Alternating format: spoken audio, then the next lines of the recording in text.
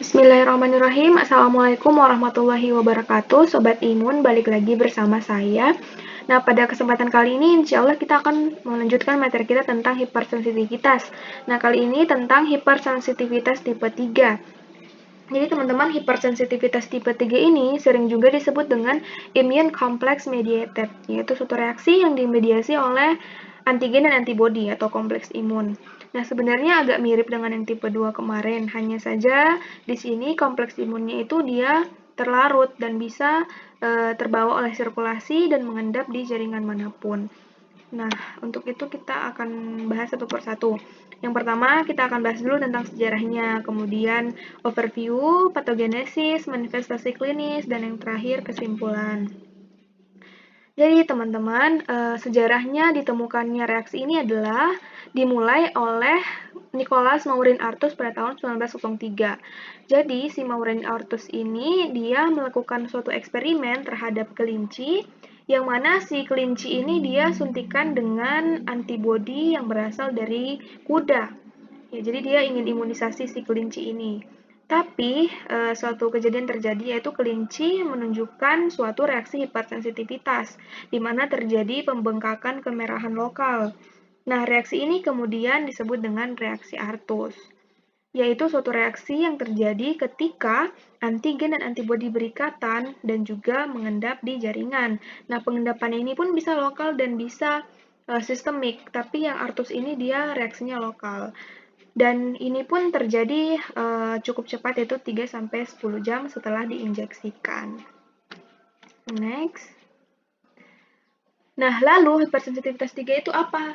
Jadi, hipersensitivitas tipe 3 ini biasanya suatu reaksi yang disebabkan oleh adanya reaksi antigen dan antibodi.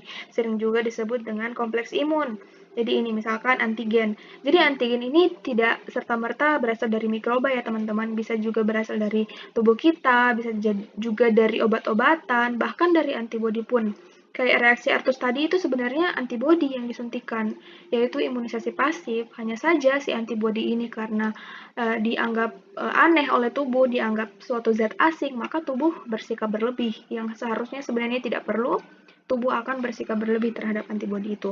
Sehingga apapun yang dimasukkan yang asing dianggap tubuh disebut dengan antigen. Setelah itu karena dianggap asing, tubuh kita membentuk yang namanya antibodi, umumnya IgG. Nah, IgG inilah yang akan mengikat antigen dan membentuk kompleks imun yang banyak dan juga akan beredar di tubuh dan menyebabkan kerusakan lain-lainnya gitu. Oke. Nah, umumnya patogenesis atau proses pengerusakan ini itu terjadi dalam 3 tahap. Yang pertama itu immune complex formation, yaitu pembentukan dulu nih kompleks imun. Jadi ketika antigen masuk, direspon dulu sama antibodi, dibentuk dulu oleh sel B. Setelah itu mereka berikatan. Jadi formasinya dulu dibentuk ikatan antigen dan antibodi. Nah, antigen ini seperti yang sudah saya katakan tadi bisa terdiri dari dua, bisa oleh endogenus dan eksogenus. Endogenus sendiri itu berasal dari tubuh kita, seperti DNA. Ya, misalkan sel yang sudah nekrosis mengeluarkan DNA dan itu dianggap asing oleh tubuh, maka tubuh membentuk antibodi. Dan eksogenusnya bisa disebabkan oleh administrasi obat-obatan, kemudian juga sumber-sumber mikroba, antigen-antigen, toksin, dan lain-lain. Sehingga tubuh meresponnya sebagai suatu zat asing dan membentuk antibodi. Nah, setelah formasi kompleks imun ini, maka proses yang kedua adalah deposisi, yaitu proses pengendapan atau penempelan pada jaringan. Nah, teman-teman, secara umum normalnya kompleks imun itu sebenarnya bisa dieliminasi oleh tubuh, oleh sistem fagositosis namanya. Nah, sistem ini dapat membersihkan kompleks imun ini entah di limfa, ataupun organ-organ limfoid lainnya. Hanya saja, oleh karena kompleks imun ini banyak dan juga berukuran kecil, dia itu tidak bisa dihancurkan, malah dia justru mengendap dan juga berdeposit di berbagai jaringan. Nah, jaringan-jaringan yang biasanya dia tinggal itu biasanya di ginjal, kemudian di sendi, dan juga di kulit. Yang contoh reaksi Artus itu tadi tuh di kulit ya, kayak orang habis imunisasi, kemudian terjadi pembengkakan kemerahan, nah itu di kulit. Kalau di ginjal ini biasanya menyebabkan glomerulonefritis, jadi kayak gagal ginjal, kemudian di joint menyebabkan artritis, penyakit rematik, dan lain-lain. Nah, selanjutnya setelah dia mengendap, dia menyebabkan reaksi inflamasi. Nah, ini yang awal mula dari kerusakan jaringan. Nah, prosesnya bagaimana? Jadi, teman-teman, setelah kompleks imun ini mengendap, si kompleks imun ini akan memicu aktivasi komplement jalur klasik. Kalau ada yang masih ingat, kalau tidak salah saya pernah jelaskan, komplement jalur klasik itu yaitu suatu reaksi yang terjadi akibat adanya kompleks imun. Jadi, si komplement ini dia punya reseptor terhadap antibodi ini. Jadi setelah dia berikatan, si komplement ini kemudian dapat menarik neutrofil dan juga makrofag, sel-sel fagosit tentunya ya. Tujuannya itu sebenarnya baik untuk bagaimana si komplement ini berharap bahwa sel-sel fagosit ini dapat memakan kompleks imun ini untuk membersihkan. Tapi karena dia menempel, si neutrofil ini pun putar otak dong ya, kayak gimana sih caranya biar hancur gitu tanpa harus menelan. Jadi dia mengeluarkan yang namanya enzim lisosomal dan juga berbagai radikal bebas lainnya, sehingga yang awalnya tujuannya untuk membersihkan malah memperburuk keadaan di sini. Terjadi inflamasi besar-besaran, kemudian terjadi pelebaran pembuluh darah, dan juga akibatnya nanti ada agregasi platelet untuk menutup pembuluh darah yang bocor tadi. Tapi justru agregasi ini malah memperparah, menyebabkan iskemik dan juga nekrosis jaringan pada akhirnya gitu. Nah, ini adalah proses bagaimana dia menghancurkan ya. Bisa dilihat di sini si kompleks imun ini dapat menempel di pembuluh darah, di jantung, di sendi, kulit dan juga ginjal.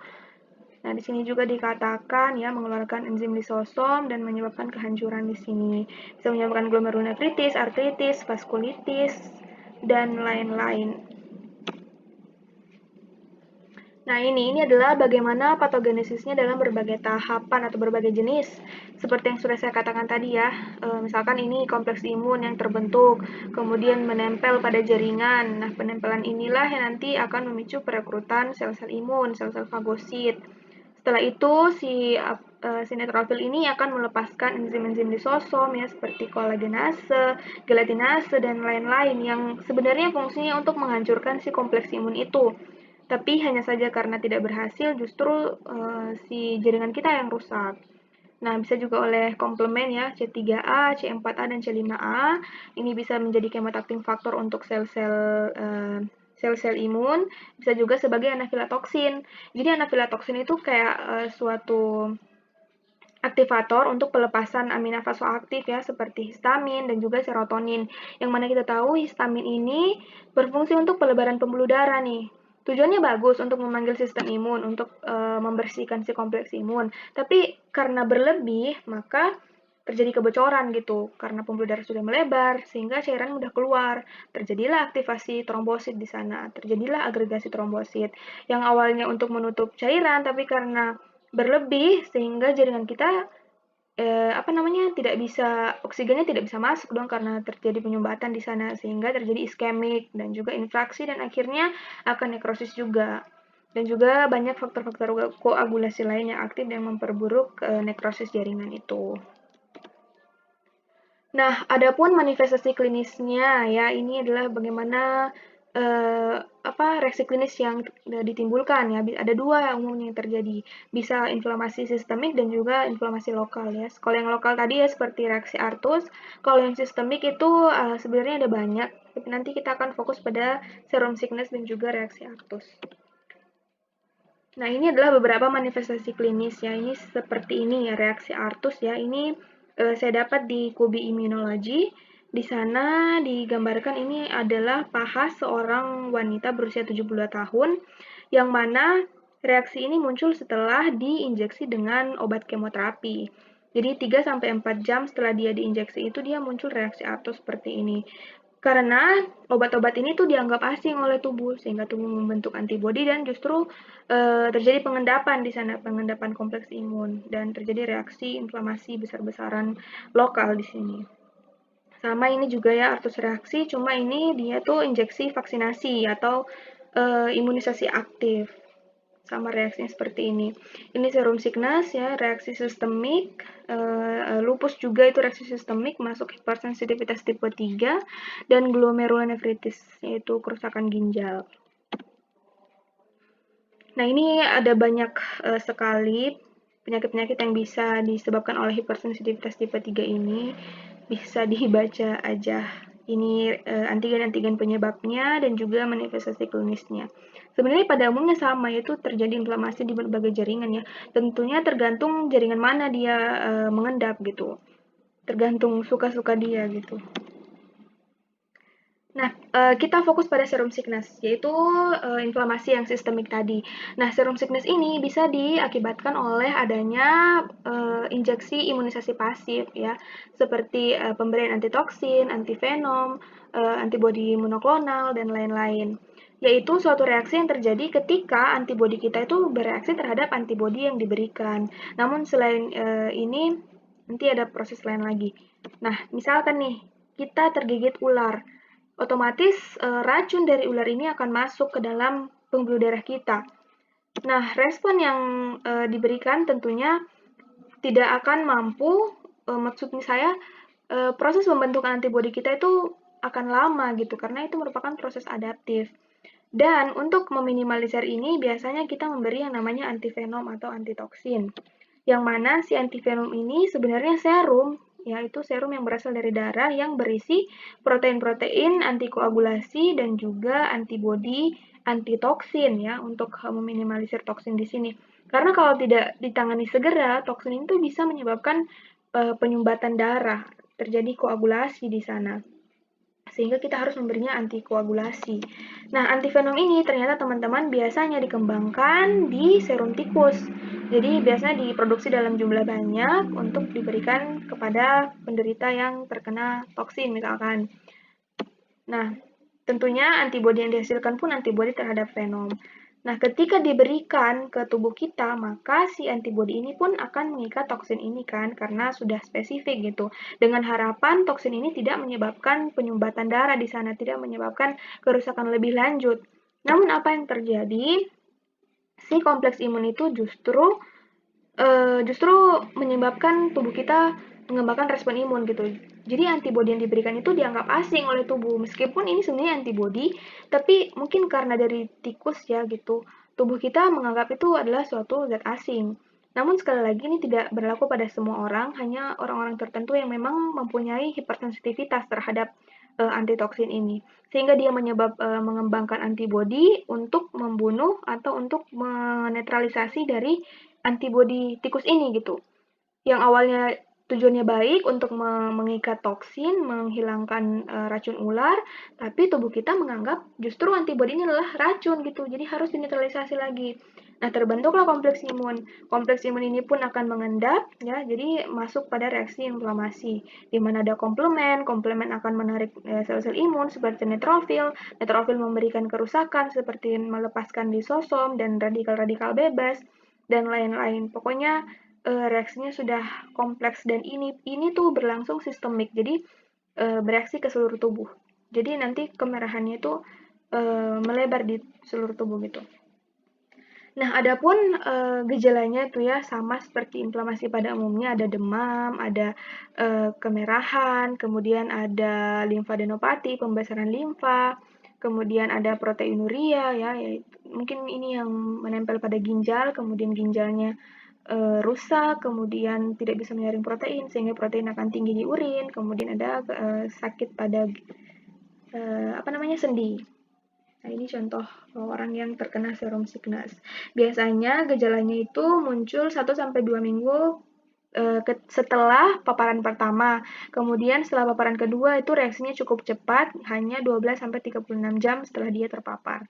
Jadi rata-rata untuk reaksi imun itu paparan kedua yang memberikan respon cepat gitu. Nah, untuk diagnosisnya sendiri biasanya dianggap sebagai allergy-like symptoms, yaitu gejala mirip alergi, yang mana muncul 1-2 minggu setelah paparan pertama. Dan treatmentnya pun itu pemberian antihistamin dan juga analgesik ya, karena memang ini dia tidak langsung membunuh si penyebab antigen itu, karena bagaimana dibunuh gitu, penyebabnya adalah antibodi atau antigen, dan jalan satu-satunya itu tentang pemberian antihistamin saja gitu, hanya mengurangi gejalanya, sakit dan juga pelebaran pembuluh darahnya, dan pembengkakannya pun ditangani. Nah, kita masuk pada reaksi Artus. Jadi teman-teman, reaksi Artus ini yaitu reaksi yang lokal gitu, hanya di daerah itu saja. Nah, ini biasanya disebabkan oleh adanya imunisasi aktif atau yang kita sebut sebagai vaksinasi, yaitu suatu proses di mana pemberian antigen ya, antigen misalkan antigen tetanus dan difteri, yang mana bertujuan untuk agar tubuh kita mengembangkan antibodi jangka panjang untuk terlindungi dari si penyakit ini. Tapi karena sudah punya kerentanan terhadap hipersensitivitas tipe 3, maka tubuh kita akan menganggap itu sebagai suatu zat asing. Dan memang ini zat asing, hanya saja dia harusnya tidak merespon lebih, malah merespon berlebih gitu. Sebenarnya prosesnya sama, hanya saja ini terjadi secara lokal ya, seperti injeksi di bawah subkutan, kemudian tubuh kita mengembangkan IgG ya, yang spesifik terhadap antigen ini, kemudian banyak terjadi kompleks imun, berikatan, dan mengendap di jaringan. Pengendapannya ini pun akan mengaktifasi berbagai sel-sel imun dan menyebabkan berbagai kerusakan lainnya. Dan simptomnya pun mirip-mirip sebenarnya ya, ada eritema, kemerahan, pembengkakan, pelepasan cairan, ya, perembesan cairan, indurasi, dan juga sakit ya, seperti ini. Dan biasanya muncul 4-12 jam setelah vaksinasi. Sebenarnya kalau masalah demam ya, beda sih. Kalau vaksinasi kan umumnya terjadi demam, nah itu wajar-wajar saja karena tubuh kita sedang bereaksi terhadap si antigen yang masuk. Namun di sini dia itu bukan demam lagi, sudah kayak gini dan orang mungkin akan panik gitu. Tapi sebenarnya ini reaksi hipersensitivitas atau reaksi alergi sebenarnya. Nah, ini biasanya memuncak pada 12-36 jam setelah imunisasi. Jadi pada awal itu ya baru-baru muncul, tapi setelah 12 jam tuh baru kemerahan seperti ini. Dan ini sebenarnya bisa berbahaya. Dan untuk treatmentnya pun sama ya, hanya mengatasi simptomnya ya, kayak dikompres dengan air dingin dan pemberian obat antiinflamasi. Karena sebenarnya ini bisa sembuh sendiri tanpa perlu ini, tapi kita harus bentuk ikhtiar kita, ya kita memberikan obat antiinflamasi agar tidak meradang lebih jauh. Dan untuk pencegahannya itu asosiasi praktis imunisasi ya itu merekomendasikan untuk tidak memberikan dulu vaksinasi terhadap difteri dan juga tetanus setidaknya selama 10 tahun karena ini yang menyebabkan terjadi reaksi artus itu. Ya, kesimpulannya adalah hipersensitivitas tipe 3 ini umumnya disebabkan oleh reaksi antigen antibodi ya, antigen yang tadi itu bisa oleh karena endogenus antigen, eksogenus antigen, kemudian terjadi dalam 3 tahapan ya. Yang pertama itu pembentukan formasi imun kompleks, kemudian pengendapannya, deposisi, dan setelah mengendap terjadilah inflamasi. Nah, proses ini pun dapat terjadi dalam dua cara, bisa secara sistemik yang kita sebut sebagai serum sickness dan juga berbagai penyakit lainnya, atau terjadi secara lokal yang kita sebut sebagai reaksi artus. Mungkin cukup sekian dan terima kasih. Insya Allah saya akan lanjut pada hipersensitivitas tipe 4. Jika disuka video ini, jangan lupa di like, komen, dan di share. Wassalamualaikum warahmatullahi wabarakatuh.